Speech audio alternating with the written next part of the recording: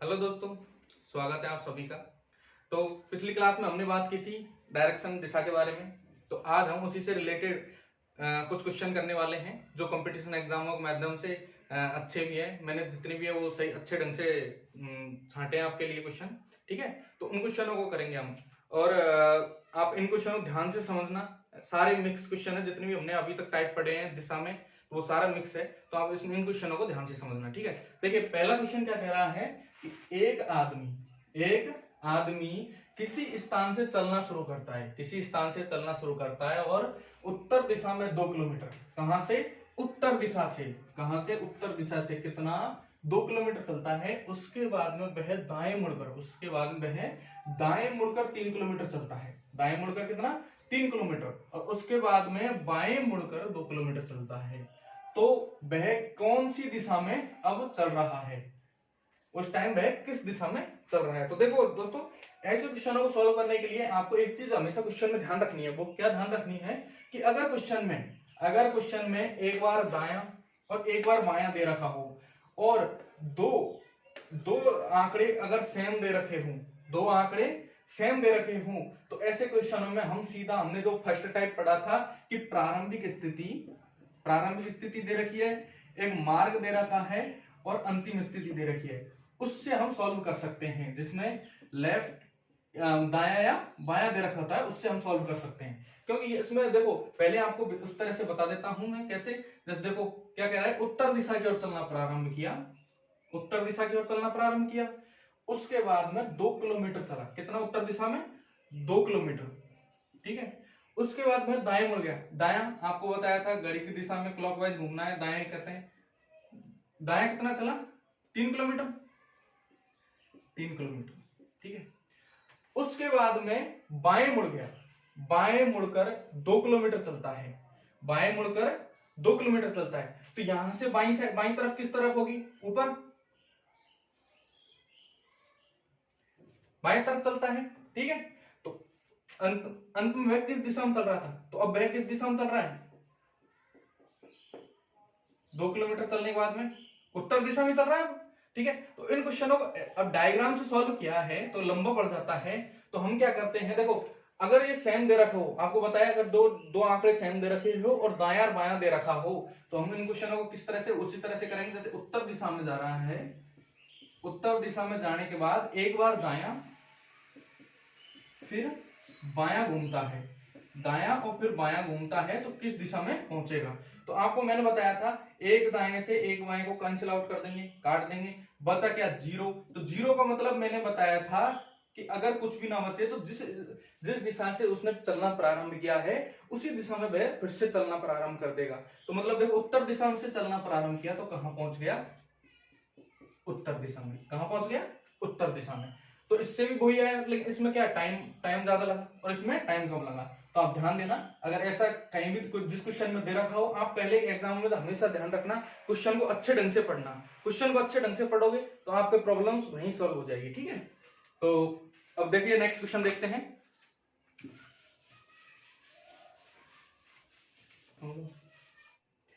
तो देखिए दोस्तों, सेकंड क्वेश्चन क्या कह रहा है कि पीयूष 8 किलोमीटर पश्चिम दिशा की ओर चलता है। 8 किलोमीटर पश्चिम दिशा की ओर चलता है। उसके बाद में दाएं मुड़कर कितना चलता है? 3 किलोमीटर।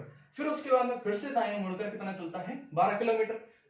तो प्रारंभिक बिंदु से किस दिशा में और कितनी दूरी पर है? तो प्रारंभिक बिंदु से किस दिशा में और कितनी दूरी पर है? तो देखो दोस्तों, ऐसा टाइप मैंने आपको बताया था। क्या बताया था? कि जिसमें दिशा भी दे रखी हो और आपको दूरी भी दे रखी हो, दिशा भी दे रखी हो और दूरी भी दे रखी हो। तो ऐसे क्वेश्चनों में हमेशा, सबसे पहले मैंने आपको बताया था, सबसे पहले क्या करना है आपको, ऐसे क्वेश्चनों में हमेशा एक डायग्राम बनाना है। तो डायग्राम बनाओ। देखो क्या कह रहा है, पश्चिम दिशा की ओर कितना चला? 8 किलोमीटर। जैसे यहां पे था, यहां से पीयूष 8 किलोमीटर चला। कितना?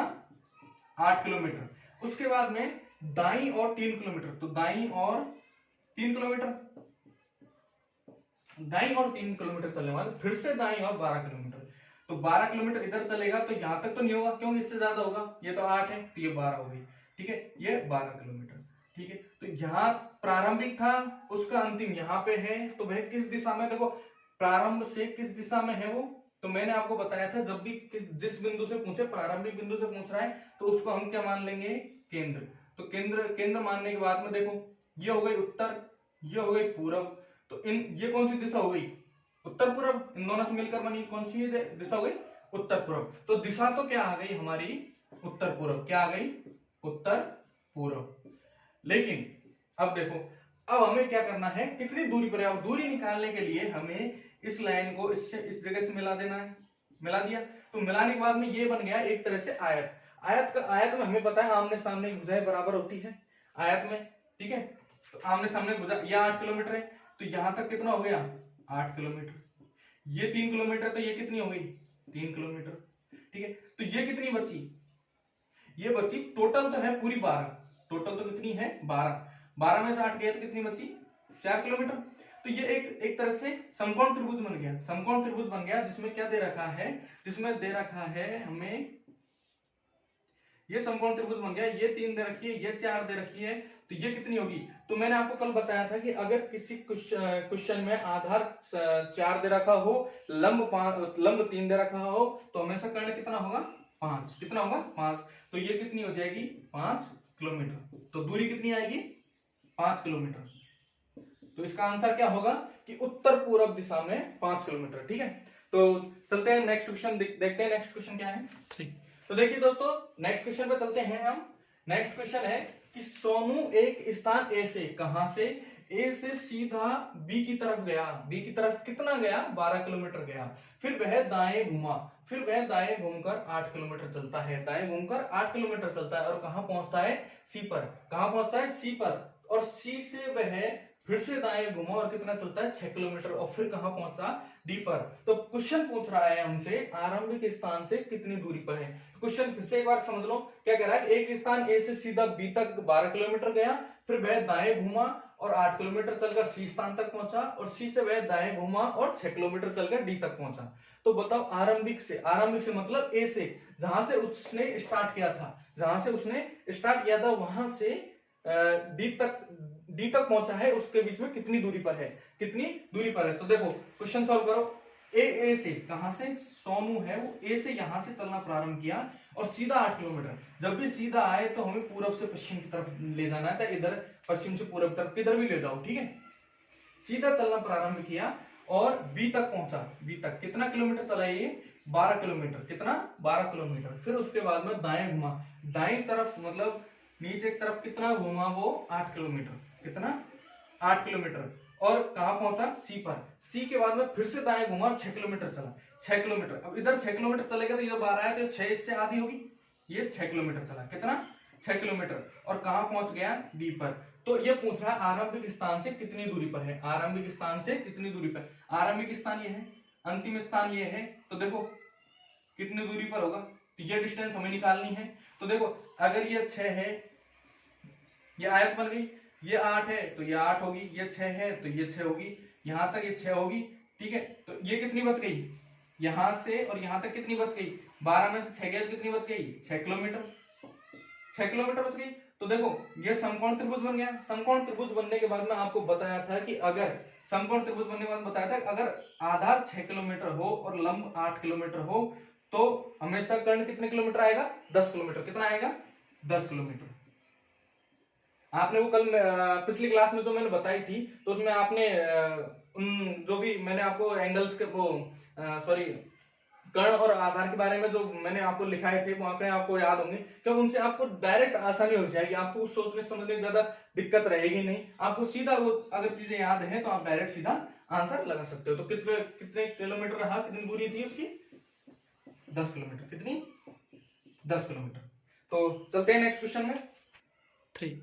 तो देखिए दोस्तों अगला क्वेश्चन है हमारा। अगला क्वेश्चन क्या है कि एक आदमी अपनी कार से पूर्व दिशा की ओर 60 किलोमीटर चलता है, पूर्व दिशा की ओर 60 किलोमीटर चलता है, फिर वह दाएं घूमकर 40 किलोमीटर चलता है, दाएं घूमता है और 40 किलोमीटर चलता है। उसके बाद में वह पश्चिम दिशा की ओर चलता है और 20 किलोमीटर चलता है। तो आरंभिक स्थल से कितनी दूरी पर है, मतलब वही क्वेश्चन है कि आरंभिक स्थल से प्रारंभिक स्थल की दूरी क्या होगी। तो देखिए कार से पूर्व दिशा की ओर, किधर, पूर्व दिशा की ओर 60 किलोमीटर। कितना, 60 किलोमीटर। कहां से, यहां से पूर्व दिशा की ओर 60 किलोमीटर चलता है, फिर दाएं घूमता है तो दाएं तरफ घुमा दिया, दाएं तरफ कितना 40 किलोमीटर, कितना 40 किलोमीटर चलता है, फिर पश्चिम दिशा में, पश्चिम दिशा किधर होगी, ये पश्चिम दिशा की ओर 20 किलोमीटर चलता है, कितना 20 किलोमीटर चलता है। तो बताइए आरंभिक बिंदु से अंतिम बिंदु के बीच में दूरी। तो देखिए ये 60 है और ये दूरी पूछ रहा है हमसे, ठीक है। तो अगर ये 20 है तो इसको आयत बना दो, तो आयत बनने के बाद में ये 40 है तो ये भी 40, ये 20 है तो यहां तक ये 20, तो ये बची कितनी, बची कितनी 40। अगर ये 40 है, ये 40 है, तो आप देखो ये क्या बन गया इस तरह से, ये 90 डिग्री का कोण है, मतलब समकोण त्रिभुज बन गया। समकोण त्रिभुज ये 40 है, ये 40 है, तो ये निकालना है। तो आपको पता है आधार दे रखा हो और लंब दे रखा हो तो कर्ण कैसे निकालते हैं, कर्ण निकालते हैं अंडर रूट में आधार का स्क्वायर प्लस लंब का स्क्वायर। तो आधार कितना है 40, 40 का स्क्वायर प्लस 40 का लंब भी कितना है 40, 40 का स्क्वायर दोनों निकाल लिया। तो ये कितना हो गया, इसमें से दोनों में 40 40 कॉमन है तो 40 बाहर निकाल लो, 40 बाहर निकाल लिया तो 40 बाहर निकालने के बाद कितना बचा 1 प्लस 1, तो कितना बच गया 40 अंडर रूट 2, कितना बच गया 40 अंडर रूट 2, ठीक है। 40 अंडर रूट 2 किलोमीटर की दूरी होगी, ठीक है। तो चलते हैं नेक्स्ट क्वेश्चन की तरफ, ठीक। तो देखिए दोस्तों नेक्स्ट क्वेश्चन है हमारा, x है वो y के पूरब में, y के पूरब में और z के उत्तर में है, z के उत्तर दोनों कौन है x, y के तो पूरब में है और z के उत्तर में है। यदि p z के पूरब में हो, यदि p z के पूरब में हो तो p x से किस दिशा में होगा, p x से किस दिशा में होगा। तो चलिए हम डायग्राम बनाते हैं। डायग्राम देखो क्या कहता है कि x है तो y के पूरब में है। अब एक चीज बताओ दोस्तों कि x को किस दिशा में रखें, किस दिशा में रखना है। पहले y से शुरुआत करते हैं हम, y के पूरब में कौन है, पूरब दिशा किस तरफ होगी, इस तरफ। तो y के पूरब में कौन है x, y के पूरब में कौन है x, z के उत्तर में।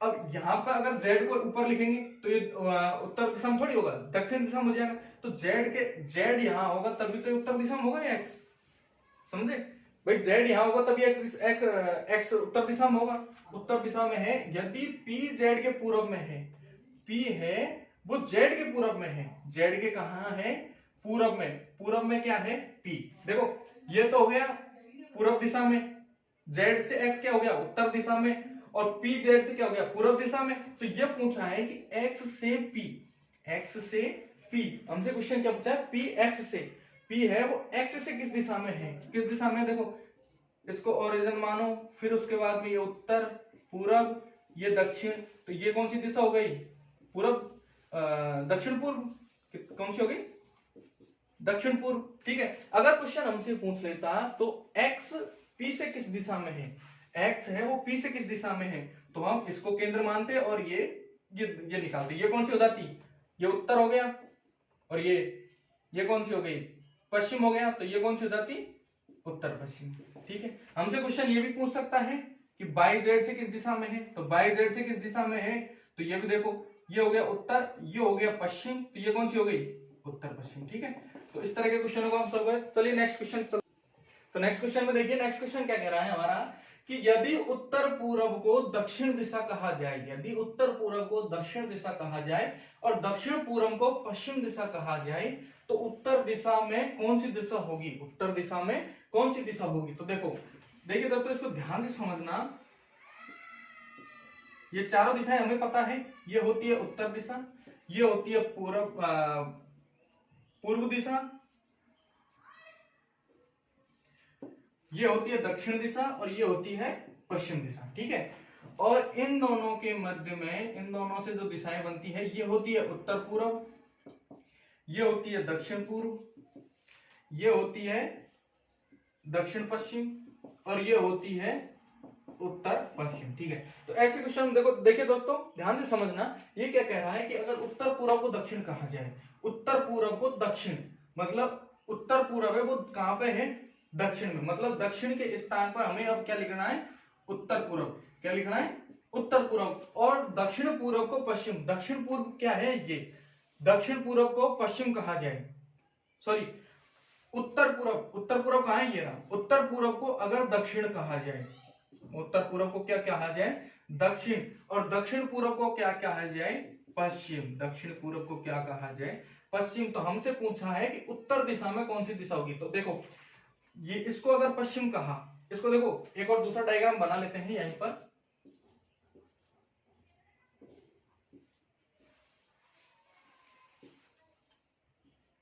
देखिए अगर यह दक्षिण है, यह पश्चिम है, तो दक्षिण के विपरीत क्या होता है, उत्तर, और पश्चिम के विपरीत क्या होता है, पूर्व। इन दोनों से मिलकर बनती है उसको क्या कहते हैं, दक्षिण पूर्व। दक्षिण और पश्चिम से मिलकर बनी होती है उसको क्या कहते हैं, दक्षिण पश्चिम। उत्तर और पश्चिम से मिलकर बनी होती है उसे क्या कहते हैं, उत्तर पश्चिम। और उत्तर और पूर्व से मिलकर बनी होती है उसे उत्तर पूर्व। तो देखिए दोस्तों, इसमें क्वेश्चन में हमसे क्या पूछा है कि उत्तर दिशा में कौन सी दिशा होगी, उत्तर दिशा में कौन सी दिशा होगी। तो देखिए उत्तर दिशा में कौन सी दिशा है, उत्तर दिशा में दक्षिण पूर्व। कौन सी, दक्षिण पूर्व। तो इसका आंसर क्या होगा, दक्षिण पूर्व। क्या होगा, दक्षिण पूर्व। ठीक है, ऐसे में सिंपल से क्वेश्चन आते हैं उसको आप डायग्राम बनाइए, डायग्राम के हिसाब से जो दिशा जिसके लिए दे रखी है आप उसी में करिए। ठीक है, तो चलते हैं नेक्स्ट क्वेश्चन की तरफ। तो देखिए दोस्तों नेक्स्ट क्वेश्चन क्या कह रहा है, नेक्स्ट क्वेश्चन कह रहा है कि A B C D E 5 लड़के एक पार्क में एक वृत्त में बैठे हैं, एक वृत्त में बैठे हैं। अगर ए का मुंह दक्षिण पश्चिम दिशा में और डी का मुख दक्षिण पूर्व दिशा में है, और बी और ई है वो क्रम से ए व डी के सामने है, ए और डी के सामने है, तो सी है, जो सी है वो डी और बी के बीच में समान दूरी पर है, तो सी का मुख किस तरफ है। तो देखिए दोस्तों इस क्वेश्चन को हम करते हैं, एक सर्किल बना लिया। सर्किल क्यों, क्योंकि व्रत में बैठे हैं, वो व्रत में बैठे हैं। तो देखिए दोस्तों हम दिशाएं निरूपित कर देते हैं इसको केंद्र मानकर।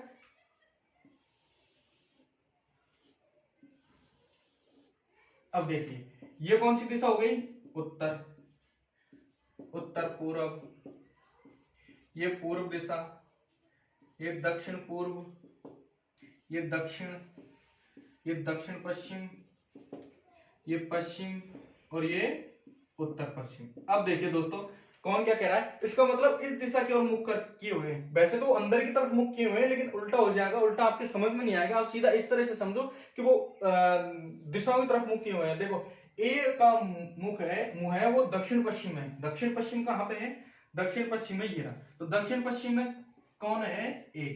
ठीक है, डी का मुख है वो दक्षिण पूर्व में। दक्षिण पूर्व कहां है, ये। तो यहां कौन है, डी। ठीक है, फिर है बी है वो ई, बी और ई क्रम से ए व डी के सामने है। बी है, बी और ई किधर है, ए और डी के सामने। मतलब ए के सामने तो हो जाएगा यहां पर बी और यहां पर ई, डी के सामने ई और बी के सामने ए। ठीक है, अब क्या कह रहा है, सी है वो डी और बी के मध्य में है, बराबर में। मध्य और बराबर में देखो ये 45 है, तो यहां भी 45 डिग्री का कोण बनेगा, समान दूरी है। तो समान दूरी पर पूर्व में कौन होगा, सी। कौन होगा, सी।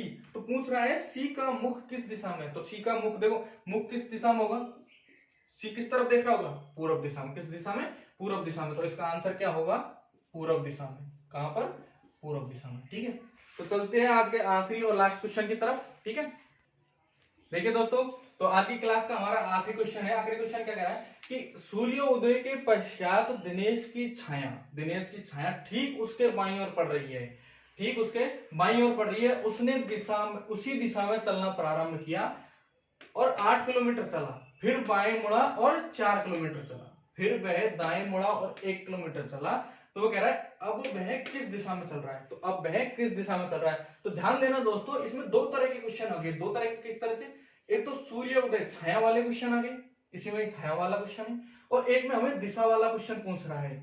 दिशा और दूरी दे रखी है वो वाला क्वेश्चन पूछ रहा है। इसमें सिर्फ दिशा पूछी हमसे, किस दिशा में चला। तो देखिए दोस्तों ऐसे क्वेश्चन सबसे पहले हम इसको इस दिशा निकालेंगे जिस दिशा में उसने चलना प्रारंभ किया, मतलब उसकी छाया किस दिशा में है। ठीक है, मतलब उसका मुख किस दिशा में होगा। तो मुख निकालेंगे। देखो क्या करते हैं, हमने आपको कल बताया, पिछली क्लास में बताया था। पिछली क्लास में क्या बताया था कि अगर सूर्योदय मतलब सुबह का समय हो, अगर सुबह का समय है और दो व्यक्ति अगर आमने सामने बात कर रहे हैं, आपने आपको एक कॉन्सेप्ट समझाया था, तो छाया किस तरफ बनेगी, इस साइड, इधर ही बनेगी सुबह के समय छाया। ठीक है, तो सुबह के समय छाया अगर इस तरफ बनेगी, तो जिस व्यक्ति ने दक्षिण दिशा की ओर मुख किए हुए हैं, तो उसका ये तो लेफ्ट हो जाएगा, ये राइट हो जाएगा। जिसने उत्तर दिशा की ओर मुख किया हुआ है तो उसका ये तो हो जाएगा लेफ्ट और ये हो जाएगा राइट। ठीक है, छाया इस तरह की बनेगी। ठीक है, तो आपको मैं पिछली क्लास में समझा चुका हूं किस तरह से। तो देखिए इसमें क्या कह रहा है, छाया ठीक उसके बाएं ओर पड़ रही है। बायां मतलब लेफ्ट साइड, बायां मतलब लेफ्ट साइड पड़ रही है। ठीक है, तो लेफ्ट साइड देखो बाईं तरफ पड़ रही है, तो उसका मुख किस दिशा में होगा, किस दिशा में होगा? अगर दिनेश का मुख अगर दक्षिण दिशा में होगा तभी तो उसकी छायाएं वो सुबह के समय बाईं साइड पड़ेगी, सुबह के समय बाईं साइड पड़ेगी। ठीक है, तो इस बात का ध्यान देना। तो अब वह किस दिशा में चल रहा है, दक्षिण दिशा। यहां से चलना प्रारंभ किया दक्षिण दिशा में, कितना चला वो 8 किलोमीटर, कितना चला 8 किलोमीटर। फिर उसके बाद में दाएं मुड़ता है, दाएं मुड़ा गया और कितना चला 4 किलोमीटर, कितना चला 4 किलोमीटर। फिर से वह दाएं मुड़ा और कितना चला 1 किलोमीटर, कितना चला 1 किलोमीटर चला। तो अब वह किस दिशा में है? तो देखिए दोस्तों ध्यान दो कि प्रारंभ से किस दिशा में है। सॉरी, क्वेश्चन था कि वह प्रारंभ से किस दिशा में, तो प्रारंभ यहां था, प्रारंभ से किस दिशा में चल रहा है, तो प्रारंभ यहां था, प्रारंभ से वह किस दिशा में होगा। तो देखिए इसको ओरिजिन मानो प्रारंभ को, तो ये हो गया पश्चिम, ये हो गया दक्षिण। तो इन दोनों के मध्य कौन सी दिशा होती है, इन दोनों के मध्य होती है दक्षिण पश्चिम। इन दोनों के मध्य कौन सी दिशा होगी, दक्षिण पश्चिम। तो वह किस दिशा में चल रहा है, दक्षिण पश्चिम दिशा में। सॉरी, प्रारंभ से किस दिशा में चल रहा है, प्रारंभिक स्थिति से किस दिशा में चल रहा था, तो प्रारंभिक स्थिति से किस दिशा में, वो दक्षिण पश्चिम। ठीक है, तो दोस्तों आज की क्लास हम यहीं समाप्त करते हैं। और आपको अगर आज की क्लास में अच्छी लगी हो तो प्लीज लाइक और सब्सक्राइब करें और ध्यान दें, क्वेश्चन जितने ज्यादा हो सके उतने क्वेश्चन सॉल्व करें। ठीक है, धन्यवाद।